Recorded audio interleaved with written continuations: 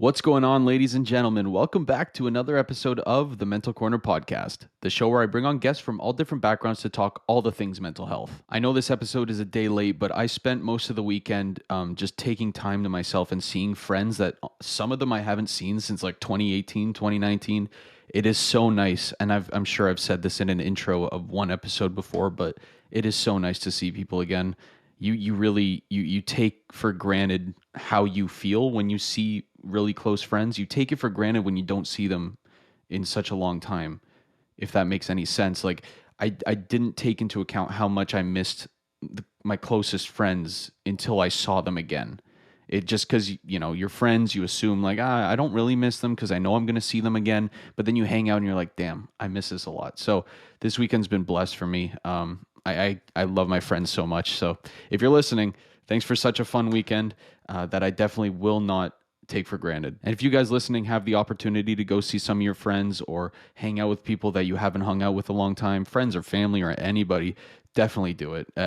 You will not regret it. There's no way. So, of course, I'm your host, Harry Potvin, and today I have the absolute pleasure of being joined by Marie Holowaychuk. Marie is a small animal emergency and critical care specialist, a speaker, and an advocate for mental health and mental wellness in the veterinary industry. Using her own experiences, Marie helps veterinary professionals build a balanced life and gets them out of that dangerous cycle of burnout and perfectionism. Marie was such a blast to talk to, and I really want to thank her again for coming on and having this discussion because it's a topic that doesn't really get discussed nearly enough. So I really appreciate her and all the work that she does. Now, before we get into the episode, guys, you know the drill. If you're listening, please like, comment, share, subscribe, give 5 stars on that podcast platform. Share with someone who might want to hear this episode. It's a really great one, and I can't wait for you to listen. I'll talk to y'all very soon. Have a great rest of your day.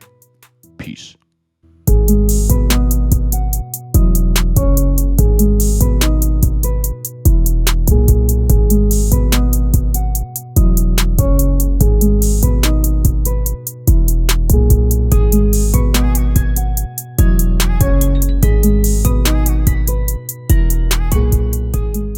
We are good to go, Marie. Welcome to the show. Thanks so much for coming on.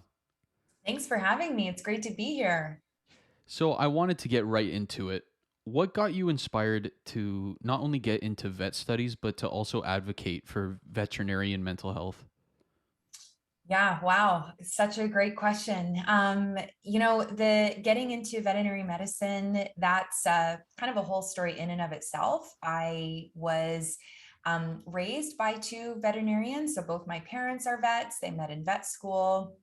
They both, had very different careers throughout their lives. So my dad worked mostly in regulatory medicine with food safety, animal welfare, and my mom owned a small animal practice, which is really where I spent a lot of my time as a kid and growing up, working at the clinic and getting to know the clients and getting to know aspects of the industry. And I just loved it.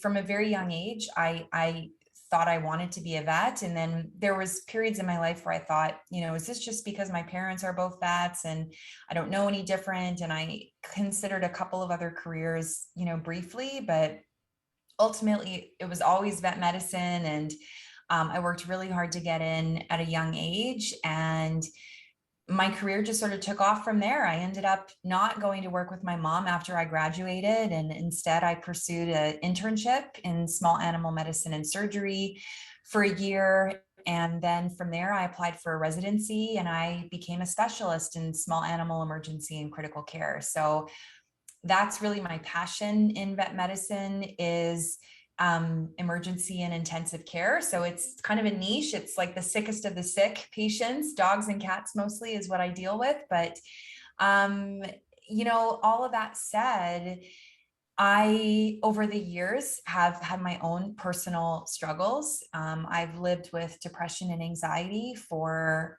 most of my adult life. And, I don't think I really had the awareness early on in my career to recognize that a lot of my struggles were really undiagnosed and unmanaged mental illness. And, so I've had a lot of learning and growth and change and hard work that I've done over the years to get myself to a place of mental health and well-being.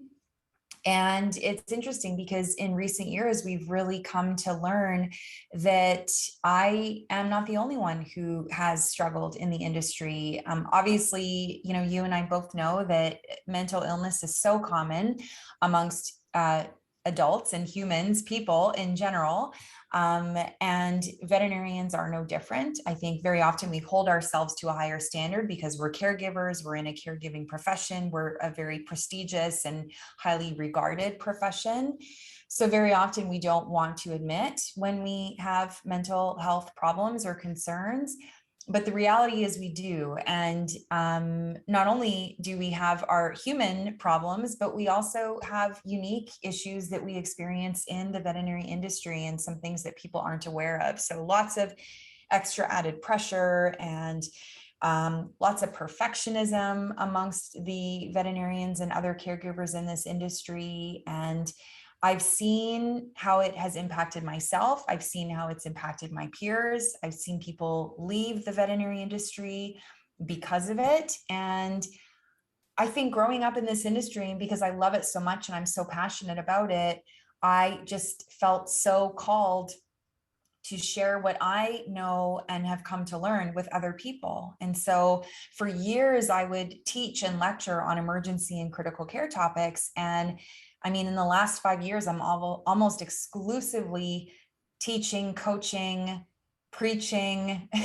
keynote speaking, etc., all about mental health and well-being and boundaries and self-care, and the list goes on. And I just love it. It's so important. I think we need it in the profession more now than ever before. And yeah, I guess that's a good intro into my story.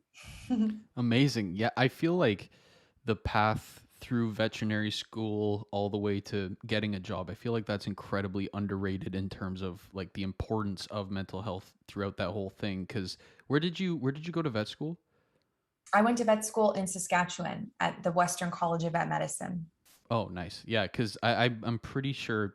Correct me if I'm wrong. I'm not a vet, but there aren't very many vet schools in There's Canada. only 5 in Canada. Yeah. Yeah, so right out of the gate, it's so incredibly competitive. You need to like through undergrad, you have to get not only the experience, but you have to get the grades also, and you got to apply and get in, and then in vet school, it's hard enough, and then you get into the workforce, and like you mentioned, when you're specializing in like the sickest of the sick, like that, it's incredibly uh, overlooked. At like the importance of mental health is incredibly overlooked, but it's so important in a field like your own. Mhm. Yeah, I couldn't agree more. I mean, I think that there's a lot of self-selection for um, type A, highly motivated, perfectionistic individuals. I think there's probably some, high trait of neuroticism and, various other things. And the research is a little bit variable depending on the research that you read. There's some research to indicate that um, veterinarians have a higher tendency towards mental illness compared to others or the general population. And then there's some to suggest that it's the same as the general population. And I think it honestly is all comes down to sampling and who's responding to the surveys, quite frankly, because as you know, there's bias. If you're interested in mental health because you yourself have mental illness, then you're more likely to respond to a survey that is asking questions about that. But that said, it's hard to get into vet medicine. The curriculum is hard. And the work of vet medicine is so hard. Like, I think that's what many lay people don't understand. What most pet owners don't understand is they think a vet's job is amazing. And we get to play with animals all day. And we must get paid so much money because veterinary care is so expensive and this, that, and the other. And these are misconceptions. They're simply not true. We deal with a lot of disease, death, and dying in our days. We perform euthanasia procedures. We are often, because veterinary medicine is a fee for service industry, we're very often having to do things because the client is asking us to do it when we would rather be doing something else. For example, if they cannot afford to pay for a surgery that could save their pet's life, we are put in a position where we euthanize their pet. And that's hard for us when we know that we could try and save them. Or if we want to send their pet to a specialist at the Ontario Vet College and they say, I'm not driving to Guelph and I can't afford that. And so they don't get that care. And then we're in a position where we're trying to muddle through a case that is far beyond our capabilities in managing. I mean, all of those situations create moral distress, and those situations of moral distress can really impact a person's health over time. And so there's a lot that we don't really stop to recognize and talk about in veterinary medicine. And there's certainly a lot that the public misconceives or misconstrues when it comes to everything that we deal with. Yeah, for sure. And another big factor, and I'm only like I can relate not in any way to the vet stuff, but to this one point is that when you have to face the public, like the owners of these pets, like let's say you had to make a judgment call in the room that wasn't favorable to that patient, and you have to go out there and tell the family, and you have to witness their reaction, like that in itself just can take a toll on you depending on what that decision is. Absolutely. All the time we're having to share bad news with pet owners. And I think as vets, we underestimate how many instances a day we have to share bad news, because what's bad news to a pet owner, something that alters their life and is something they weren't expecting, is kind of normal for us. So your pet has diabetes. You now have to give them twice daily injections of insulin. We don't think it's a big deal, but to an owner, that is like catastrophic. I mean, there's owners who might choose to put their pet down if it's diagnosed with diabetes. And so, yeah, we come into the room, we share this information, and then we're having to deal with this reaction from the pet owner. And I think many of the people who are listening might be surprised to learn, but so many veterinarians, we feel more like social workers and counselors than veterinarians for a lot of our day, because so much of our day is managing pet owners and their reactions and their bond with their pet, and how that impacts their decision making and how we can help them through those decisions. um, it's why so many of the really large specialty hospitals are actually hiring social workers to work on their teams, not only to help clients through those decisions, but to also help the veterinary team members as we struggle to cope with these really intense situations. Yeah, for sure. That makes a lot of sense. That's actually a pretty good call. When for you, when did you realize that it was starting to take a toll on your mental health? I honestly, hindsight's 2020. I think in the moment, there was a real lack of awareness for me. I think back to um, different periods of my internship and residency, and definitely when I was on faculty at the Ontario Vet College. I felt just a sense of like, um, struggle, like this is really hard, like I'm feeling very anxious, but not even being able to put the words anxious to it, like just feeling like I could jump out of my skin, and feeling a sense of urgency, feeling like I can't sleep, feeling like I can't turn my brain off, I can't stop thinking about this stuff, wallowing on past cases, all of these things. And I didn't know. It's like asking a fish in water what water feels like. And they're like, what's water? It's like, how did you know that you were struggling with your mental health? It's like, what does that mean? Like it Mm. was just so normal to me and not really something that we talked about back then. I mean, that was like more than 15 years ago now. The Bell Let's Talk movement and everything, that's been such a recent thing that has been, it was that, this was before that. So when I was at OVC and I was really feeling like it was just not sustainable for me, like I just couldn't keep working like this and in this state. I really thought that it was, me, like, but not in a sense of it was my mental health that needed support, but like that I just wasn't cut out for this work and this job. And so, I decided to leave and move closer to my family and pursue other things. And honestly, if I had the knowledge then that I have now, I would have taken a look and said, okay, you're obviously burnt out. You're struggling with compassion fatigue as well. You need to talk to a therapist. You need someone who can help you work through these feelings and emotions. You probably need some time off from the job. And when you come back, you need some really strict boundaries in place to be able to take care of yourself. But I didn't have that awareness. I didn't have that language. And so now I know. And I would say for me, it's probably been only in the last 4 or 5 years that I've really come to understand the true depths of my mental illness and how it's impacted me over my adult life. Um, but it's still ongoing. Like I'll have, I had a baby a little bit more than a year ago, and I had severe postpartum depression and anxiety. And even then it was like, I didn't recognize it for what it was. I mean, I didn't know what it was like to have a baby. I didn't know what it was like to be certainly a baby as a single parent in a pandemic. I mean, that's like the perfect storm. But so it was like, I just knew things were really hard, and I knew I just didn't know it was going to be that hard. And I knew I was crying all the time. And but I was like, oh, but the hormones, and everybody says this is hard. And, like you don't know what you don't know. And it's amazing how, I know it's an overused expression, but this hindsight is 2020. It's like, man, looking back, of course, that's what I was experiencing. And for me with the postpartum, for example, it was at my daughter's 8-week vaccine appointment that the community nurse said to me, like, and I was sobbing like the entire appointment. It was probably a red flag for her.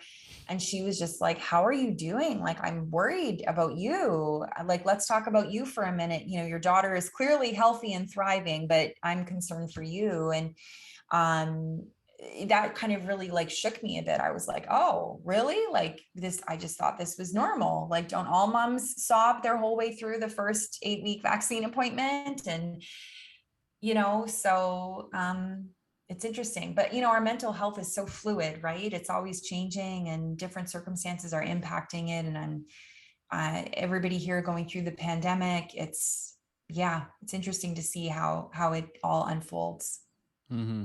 It's also interesting that when your brain is like, or like you're experiencing that depression or that anxiety, and like you should get help, the first reaction that most of us experience is to bash ourselves and like be like, oh, you're letting yourself down by feeling this way, as opposed to you should get help maybe.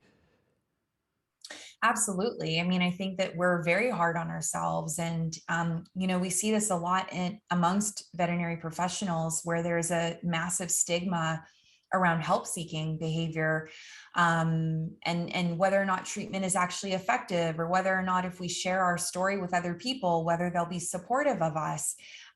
We know that compared to the general population, that veterinarians do have a higher incidence of stigma.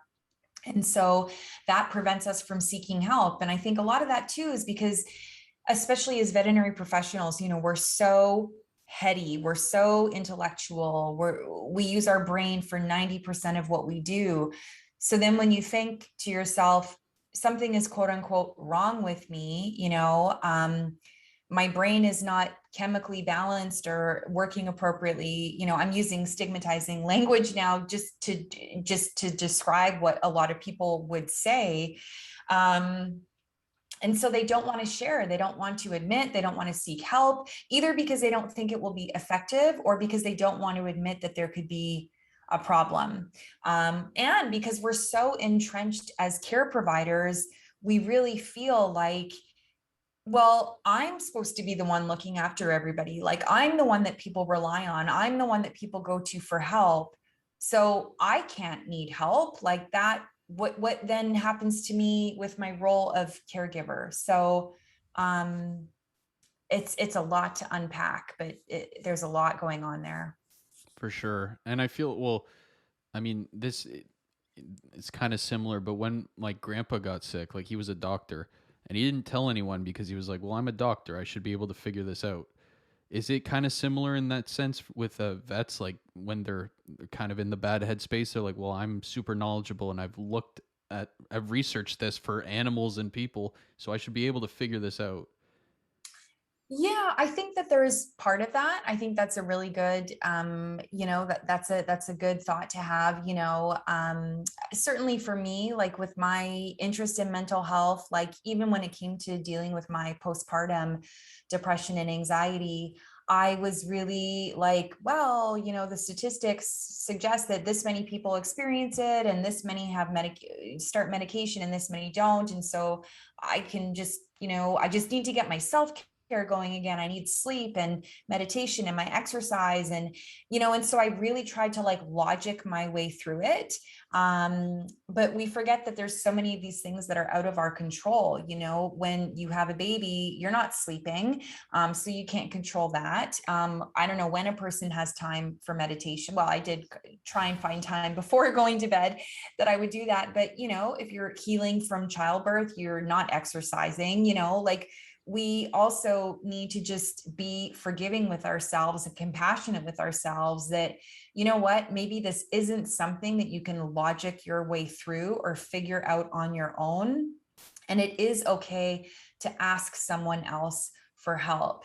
Um, you know, yeah, I definitely see, similar to your example with your grandpa, I definitely see vets trying to muddle through with their own pets, and just trying to figure it out. But I know for me, I'm the opposite. If my dog is sick, I am absolutely useless. Somebody else needs to take over because I turn into like pet owner mode and I just Mm. can't even think straight.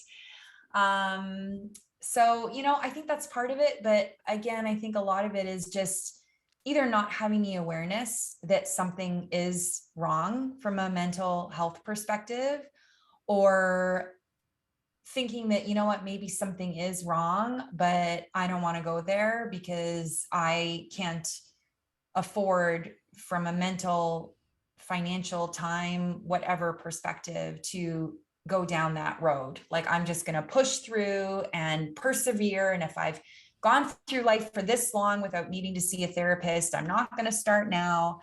I mean, you name it. I'm sure there's all sorts of um, self-talk and conversations that go on in people's heads around that. Oh, for sure. That last one you just said, even like like now it's like, oh, I should probably go see a therapist. I'm like, yeah, but like I went like 4 years ago and I'm good now. Like I don't need to go again. It's like, no, that's not how you think. Like Yeah. you can go whenever. You're allowed to. It's interesting. I delivered a webinar yesterday, and it was about the stigma in veterinary medicine. And one of the people who was attending asked the question, do you think that it should be mandatory for veterinarians to have to see a therapist twice a year as like a maintenance checkup? Like we have our dental checkups, we have our physical checkups, whatever we have. What about a mental health checkup? And I said, I don't know about the logistics and the legalities of like making that happen. Certainly in Ontario, the OVMA and the OAVT, which are the organizations that vets and technicians are members in, they offer assistance programs where people have access to free mental health support. So just the fact that that's available, in my mind, it's like, take somebody up on it, like talk to someone, like talking to someone, especially someone that you connect with, somebody that can really give you the resources or support that you're looking for, is invaluable. And I said, just a simple fact that if you as a practice decided to do this, I don't know that you can make it mandatory, so to speak, but even just to say, we are going to give you paid time off to do this. I'm the practice owner. I'm going to do it. Susie's the practice manager. She's going to do it. We're all doing it. So we're normalizing it. This is our culture. We value mental health within this practice enough that we want to make this accessible to everyone. I think it's amazing. And honestly, I think we need to shift our mindset around counseling and therapy as not like a just something that mentally ill people or people with a mental illness need. Everybody needs it. I mean, can you think of anybody who would not benefit from therapy? Because I can't. And I just, yeah, I think it's just so important. So I'm definitely an advocate for maintenance. And I was actually listening to another podcast this morning with Mayim Bialik, who's the actress from Big Bang Theory and Blossom, and she was sharing her self-care initiatives, and she's like, yeah, I go to therapy twice a week. It's like not a week goes by that I'm not in therapy. And I think what a great message to share with people, just to normalize it. Mayim Bialik goes to therapy twice a week. Well, why am I fussing about going twice a year? So Yeah. Yeah. I can definitely, now that I'm thinking about it, I don't think a single person that I know in my life wouldn't benefit. I can't think of a single person either. So, and if they say they don't need it, trust me, we all have things that we can use a bit of perspective on, whether it's an enhanced self-awareness, emotional intelligence, emotional regulation, conflict resolution, the way that we talk to ourselves, the way that we talk to our family and our loved ones. I mean, I have learned, and I have seen many different mental health professionals over the years, and I have learned something from each and every one of them, whether it's something about my perfectionistic tendencies, my conflict resolution or conflict avoidance, my workaholism tendencies, certainly my anxiety and depression, it's my relationships, like it's been mind blowing, truly. Yeah. Yeah. Getting all those different angles. Yeah, Yeah. exactly. 100%. I, oh shoot, what was it? Oh yeah, sorry. I like on the topic of like work and trying to balance everything, you often mention like burnout in a lot of your webinars and a lot of your posts on Instagram. And man, what a freaking topic right now, because I don't know if people can relate to me, probably, I don't know, but like the pandemic was whatever, you went through it, and then now that we're integrating back into normal life and work is ramping up again, it's like there was no transition period. It was just kind of like, this is it now. And then after, for me, I'm still kind of going through it, but like 2 weeks ago, 3 weeks ago, I just lost it. Like I felt like, you wake up and you just kind of go through the motion and you're not really enjoying anything, but you're always tired, and then you're getting cranky. You don't want to be anywhere. The podcast is kind of pushed to the side. Social media is pushed to the side. You're kind of just there. You're like, what is going on? And it takes a while for you to recognize that you're burnt out, because Mhm. sometimes even when you recognize you're burnt out, again, back to what we were saying, you think, why do I shouldn't feel that way? That's stupid. Like, you've done so well during the hardest time of everyone's life, and now that we're going back to quote unquote normal, now you're struggling. That's ridiculous. So for Mhm. you personally, like, how have you been able to manage the burnout that you've experienced? Yeah, it's such a great question. And to your point, I would say this transition back to quote unquote normal is, I think, could be potentially one of the hardest things that we go through within this pandemic. I mean, how do we navigate that? What does that look like? I for one, am still very much in lockdown mode. I mean, I don't take my daughter anywhere. I really don't go anywhere other than to the grocery store, or to, specific shopping errands. But I'm not ready to eat out and do normal quote unquote things and everything else. And I think there's going to be a little bit of a time, and I think we're all going to be on different schedules and paces in getting back to normal. I'm starting to get requests for speaking engagements that require travel, and it's been really hard for me to say yes because I just don't feel ready.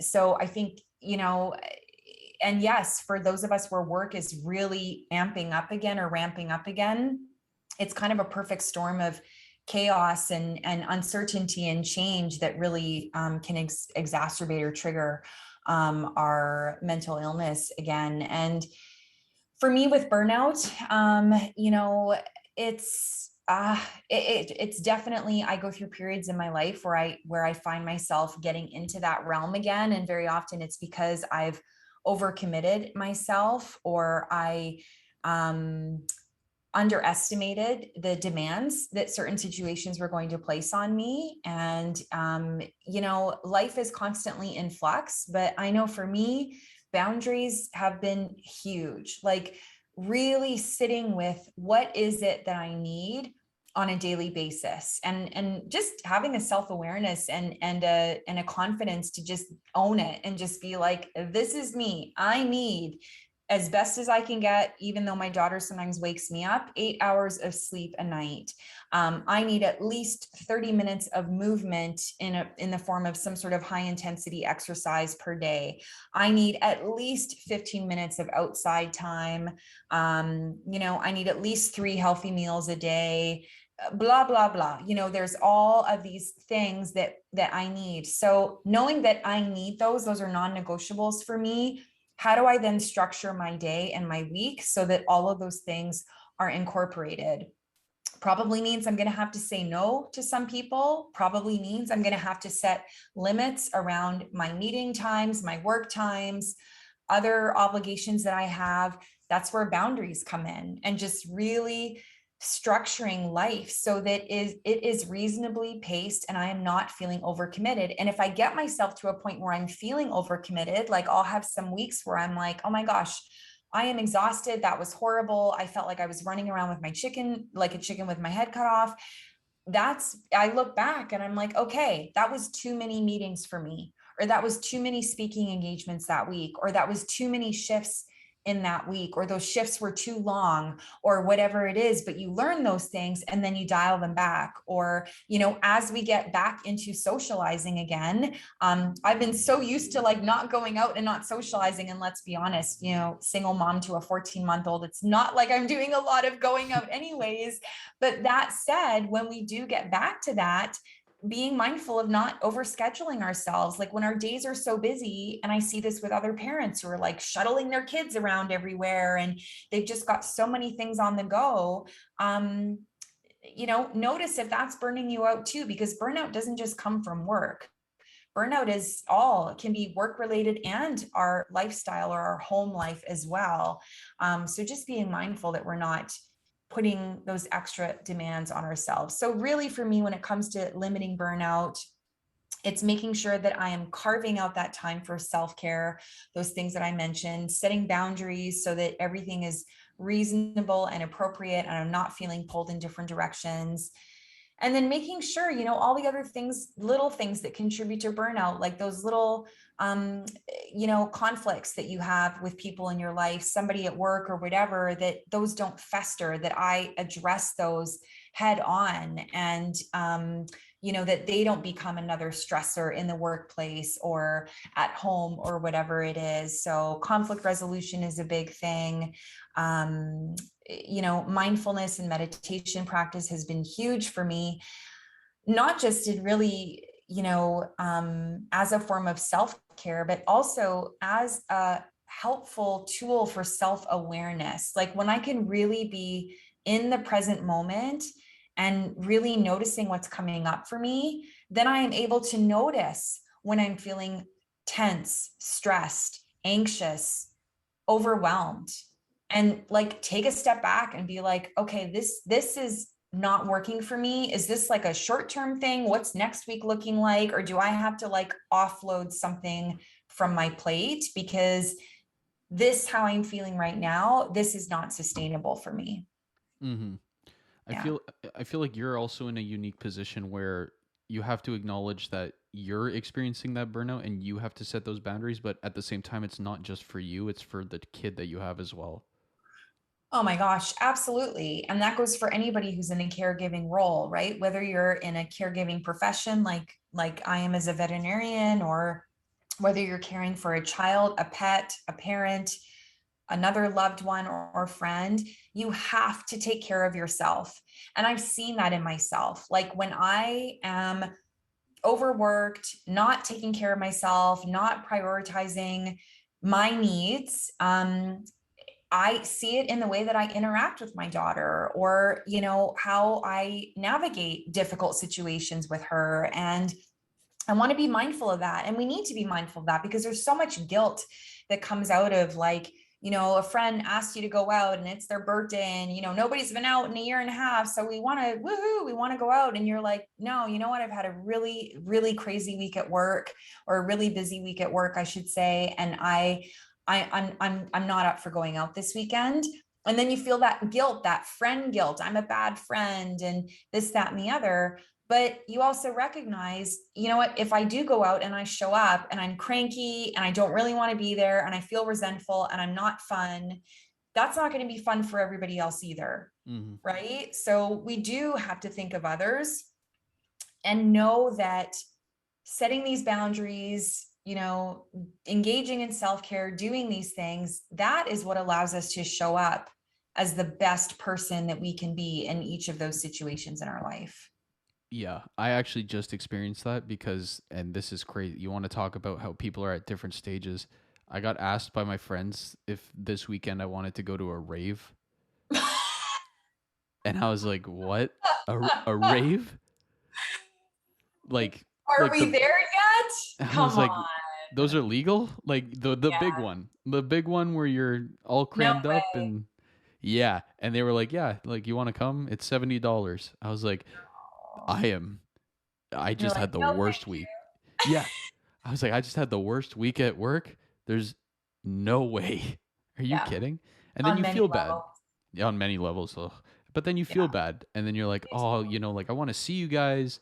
And the Totally. summer, we're already in August. I'm like, the No. summer's going quick. But you have to set, like, if I went to that rave, not only would I probably be ill, Yeah. not even from COVID, just like from interaction, but Yeah. like I would not be in a good space for work or for life in general. Yeah. Absolutely. And it's important to have that awareness and to have that thoughtfulness when when somebody asks us to do something, that we really think it through before we say yes. And I think there are going to be different levels of comfort as we reopen and as things happen. And yeah, I've been asked to do some things too that I am like, my cousin, it was my birthday in June, and things were kind of, starting to open up. Then we're like a free for all here in Alberta now. So everything's open. But at the Mm. time, it was still kind of a bit regulated. But she was like, for your birthday, do you want to go out? We'll get brunch, something that we always used to do. And I said, I'm totally happy to like ride our bikes somewhere and pick up takeout and eat it in a park, but I'm still not ready to sit in a restaurant with other people. Like I'm just not there yet. And it's okay that people are. All of our lives are different. We all have different people who we're caring for in our lives. I have an unvaccinated 14-month-old, so she's at the forefront of my mind in terms of me not wanting to pass anything on to her. So um it's all different, and we all need different things, and we all have different comfort levels. And yeah, so, and I think we just have to give ourselves permission to say no and to not have that guilt, and and to share with your friends, I do really want to see you. It's just not going to be this weekend. Like I can't do it this weekend, but hey, you know what, maybe next weekend we can come over and we'll sit outside and drink a beer and, whatever it might be. So, Yeah. Yeah. My thing, and it's probably because I'm working firsthand with these kids, is that like how is a child who can't really talk or defend themselves, like how do they set these boundaries? Because like we've had kids who are like immunocompromised, who had we had a kid who just came out of cancer treatment. They didn't want to come to camp, but their parents were like, go, go, go, because you need social interaction. And it's like you're at the zoo. There's a lot of guests here. Like it's intense and there's like overstimulation. But these kids are 4 to 10. Maybe the 10-year-olds can try to set boundaries for themselves, but these 4-year-olds can barely speak. yeah. So it's like, how do they set boundaries? Well, they don't really have a concept of that. I mean, I think at that age they're still relying on adults around them to set those boundaries or teach them those boundaries themselves. I mean, kids from a very young age, my daughter, case in point, they learn to say no. And when they say no, many times that's them setting a boundary. And so I think it's important to honor that. If a child says they're not comfortable doing something or whatever, you know, in a sense, that's a boundary. But yeah, in terms of making those high level decisions, I say high level, but those more difficult decisions around, is this safe for me? What will my exposure be? What is my risk if I do this activity? That's really where the adults have to come in, because children's that's those are higher reasoning decisions that are made with our prefrontal cortex, that most highly developed part of our brain. And that part of your brain, believe it or not, isn't fully developed until you're 25. Hmm. So a 4-year-old, a 10-year-old, even a 20-year-old is going to have a difficult time sometimes making those really logical decisions. They're going to be more impulse based, and it's not immaturity. It's just a lack of brain development, and that'll come. But yeah, we digress. Yeah, exactly. Hopefully, like we try our best to honor those boundaries at my work, just because sometimes when you have kids like that who are immunocompromised, it's like, yeah, that's valid that you're terrified to be here, especially Yeah. now when like the guidelines are easing on the mask use. Like you can you have to wear it in big groups, but in your own cohort you can take it off, and like some Right. kids aren't comfortable with that. So it's a weird transition period. It sure is. It sure is. And I want to honor what each and every person is comfortable with. I have yet to take off my mask in an indoor public space, even though the mask mandate was lifted here a few weeks ago. I'm just not comfortable with it, and to each their own, but it won't be happening for me anytime soon. And I respect anybody who chooses to wear masks in public till the end of time. If that's what you are comfortable with, then it's your body and it's your life, and I think it's important for you to do what you're comfortable with. Yeah, for sure. I think the rest of Canada is kind of looking at Alberta's guidelines with like Oh, wide eyes. We're like, are you okay?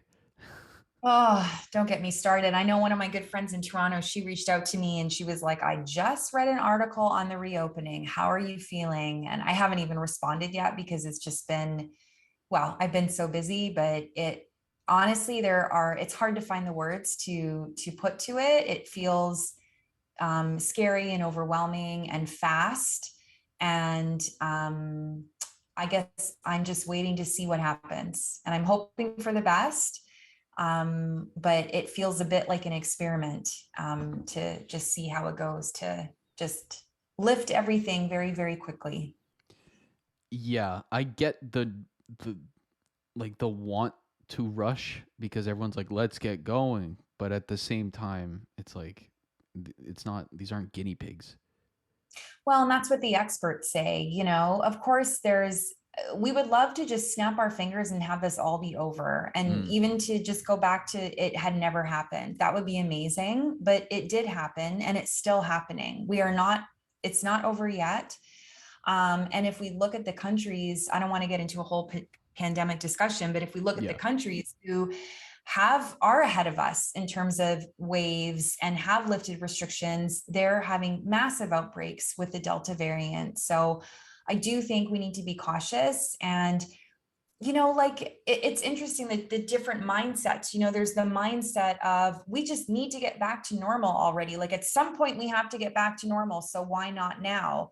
And then there's the other side of it that says, you know what? We've been in this for long enough. Like we just need to be in this for a little bit longer. Like just slowly ease out of it. Like it's been 18 months. What's a few more months type of thing, Hmm. So I'm definitely of the latter camp where I would just rather slowly ease out of it than just rip the band-aid off, but I don't make the rules. So Yeah, that's how I feel. I'm like, I'll just sit back, have a drink, and watch where everything goes because I have zero control.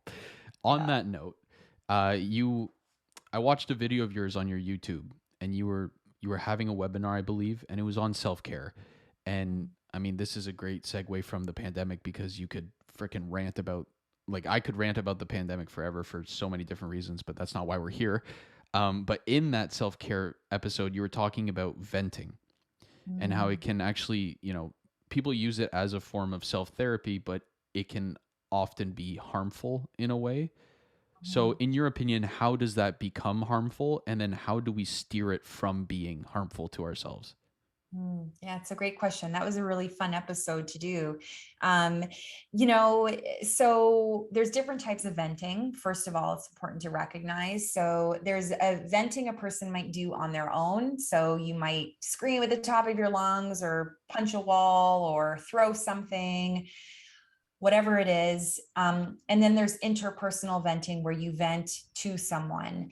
And based on those two categories, we know that venting that you do on your own actually only serves to further increase your anger. So we might have that urge, to throw a pillow across the room, but it actually is not discharging the energy. It is building up that energy. So definitely individual venting is not something that we should be aiming for. But even interpersonal venting, it depends on how you are doing the venting. So the psychologists use different terms. They talk about co-brooding and co-reflection. So co-brooding means you're basically you're commiserating with someone, you're talking to someone, but you're just, as you said, ranting about a topic like, I can't believe that happened. Why is that person such an idiot? What's with these government officials making these decisions? Why is nobody wearing masks anymore? Blah blah blah blah blah. And you're just you're just stating your mind, stating what's on your mind, saying what you're angry about, dwelling on it, um, and not with any goal or any intention to resolve it. You just want to sort of say your piece. And we know that that actually also increases stress levels among Mm. individuals. So again, it feels like, oh, I just want to like vent to you for a second and then I'm going to feel better. But the research shows that we actually don't feel better when we engage in that. Alternatively, if we can engage in what's called co-reflection, where with another person, we try and work through a problem or process something. Why is it that you think that people aren't really wearing masks anymore? Like what do you think is going on for them? Why are they making that decision? Or why do you think the government has made these decisions? Or what can we do? Like, I'm really nervous about the decisions the government has made. I guess I just need to figure out how I can still go about my daily things without feeling scared about the reopening. And so you're looking at what is the problem and how can I fix it, or how can I prevent it from happening again? Or let's say you have a fight with somebody and you're like, I can't believe, that person was so rude to me and unbelievable, would be the co-brooding, versus co-reflection would be, have this conversation and I look back on it and I was like shocked that she said that to me, and at the time I thought, gosh, that really hurt my feelings. And now that I'm looking back on it, I wonder if I did something to like cause her to respond that way. Like, you're really looking at it and being thoughtful about it. And the reason why that is so beneficial, or so much better than just simply venting or brooding on something, is that you're actually taking steps to try to prevent it from happening again, or try to fix what's underlying it. We use the analogy, with venting. It's like putting an ice cube into a really hot beverage. You sort of like cool down the surface, but underneath, all that anger and frustration and resentment is still there. So with co-rumination, we're actually getting to what's underneath. We're owning our part in that situation. We're looking back at what happened and we're finding a way to resolve whatever it is that's happening. Mm. So that's my little, synopsis on venting. I actually love that title. And you mentioned it literally as I was watching that episode. When you mentioned co rumination, I was like, it's funny because she's a vet and that's an animal term. And then as soon as I thought that, you mentioned it, you were like, which is a good term for us vets. I was like, I knew Right. it. Yeah, you read my mind. I know, that's why I had the picture of the cows on that slide. I was like, yep, Yep, this is co-rumination. Yep. That's a great term because I think everyone's been in that position where you're ranting to someone and then they're almost ranting back the same Mm, feelings, and then you leave and you're like, I feel even more like shit than when I came in. totally.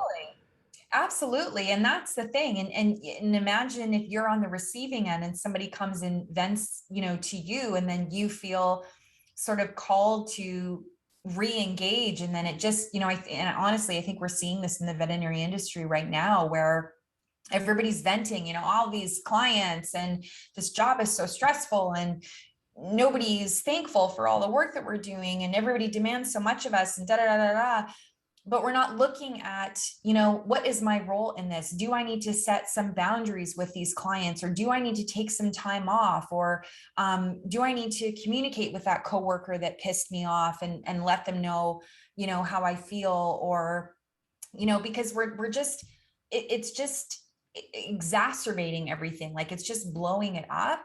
And nobody feels good after. And quite honestly, if you are the person who is constantly doing the venting, you might start to notice that the moment that you kind of start to launch into a rant, people are going to start walking away from you like, oh my gosh, like there goes Harry again on one of his rants, and it's like, because it is energy zapping, and it is generally negative.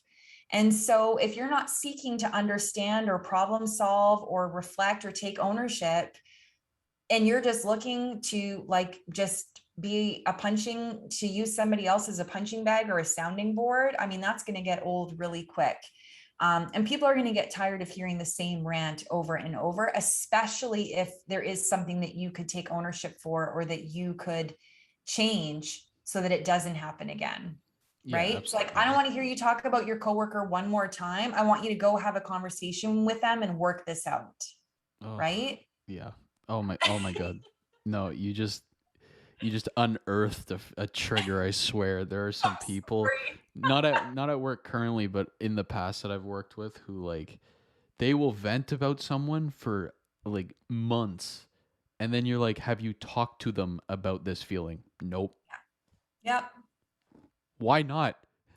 Go over Yeah. there, Yeah. Stop please. talking to me and start talking to them. Yeah. And then the other person comes in and they're like, oh, isn't so and so great? I'm like, okay, so they clearly haven't talked to you because they're mad, and I've had to deal with all of it. It's like, Oh oh, no. it's the Okay, and worst. that's where you need a boundary to just be like, you know what? I'm recusing myself from the situation. You guys need to work this out. Like, I'm done. Mm-hmm. Yeah, Yeah, exactly. That's where my boundaries set. I'm like, I'm done hearing about your gossip. yeah, I need this. yeah, So, how can vets, if they're listening, or if someone shares this with them, how can they enter 2021? I guess we're nearing the end. How can they enter 2022? Time is not a thing for me. I'm still mentally in 2019. Like, it's just something happened. It, pre-pandemic. Pre-pandemic mentality, because there was one day where we were planning something with my friends and they were like, okay, so August 2nd. And I was like, what? Because I was like, are we not still in March? They're like, where have you Oh been? boy.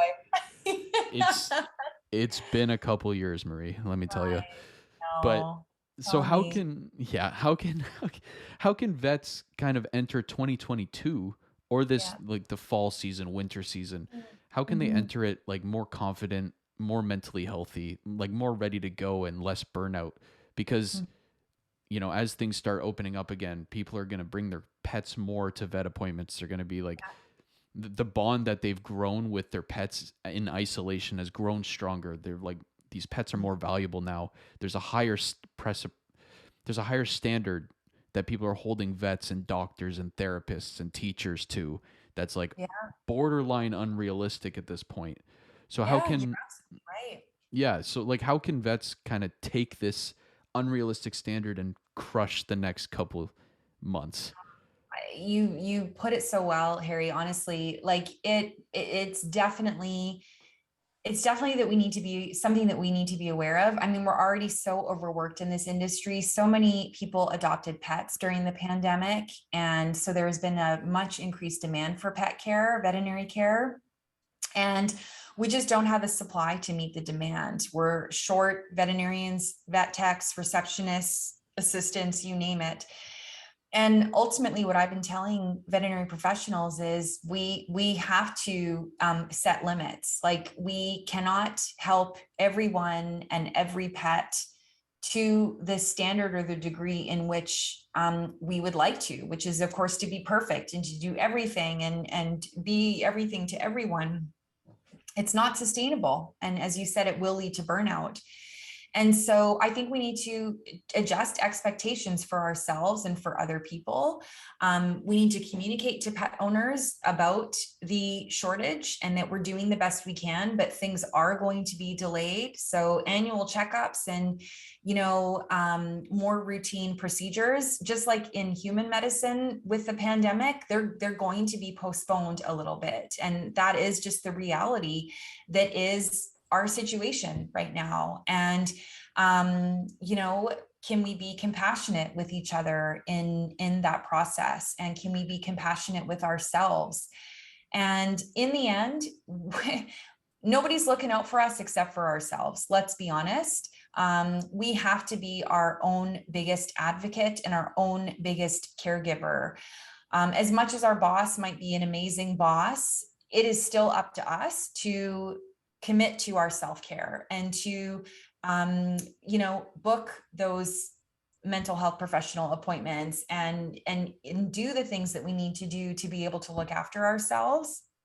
And so, really being mindful about carving out time to do that. And if that means cutting back a little bit on work, adjusting our hours, giving up a shift, or taking some time off, then that's what we have to do. And we have to do it and not feel guilty about it, because that is what allows us to show up as the very best veterinary professional that we can be. I know for me, there is no shortage of shifts that I could be taking on right now, but if I were to take on every single shift that was offered to me, I would be showing up to those shifts cranky, exhausted, depleted, and dysfunctional, quite frankly. I would not be operating at my best intellectual capacity. So I'm not going to do that, because that's not serving my team members or my pets to the best of my ability and to what they deserve.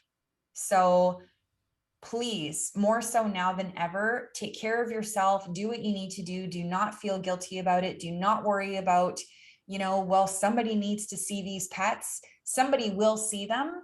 It just might not be you. Mm-hmm. Yeah. Yeah. And those pets will thank you when you're in there with a good headspace. Exactly. Exactly. If not the pets, then the pet owners. Yeah, I guess they're important too. Where, if my listeners want to get to know more about you or want to hear more things you have to say, where can my viewers find you? Oh, thanks for asking. Yeah, so I have a website. It's my name, Holowaychuk.com. And on the website, you will find my story in a bit more detail, information about my speaking engagements that I offer, my online programs. I also have my blog posts on there that I share once a month.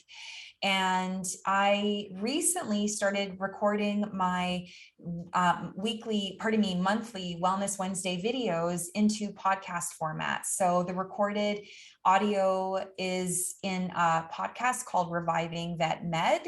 And so you can download that off your regular podcast channels. And it's just, topics like the one you brought up about venting and emotional intelligence and conflict resolution with coworkers, lots and lots of fun topics that I get into. And of course, I'm on social media. So I absolutely would love it if somebody does listen to this episode and they reach out, that they just let me know that's where they heard me. And it's great to connect with people. And I hope to hear from some of your listeners. Yeah, absolutely. And I will put all those links down below for everyone. Marie, just like the pre-call, this has been an absolute pleasure. Thank you so much for coming on and talking. I had such a great time. Yeah, me too. This was so much fun. Thanks for having me. And to all my listeners, I will see you guys next time. Please be nice to your vets or I will find you.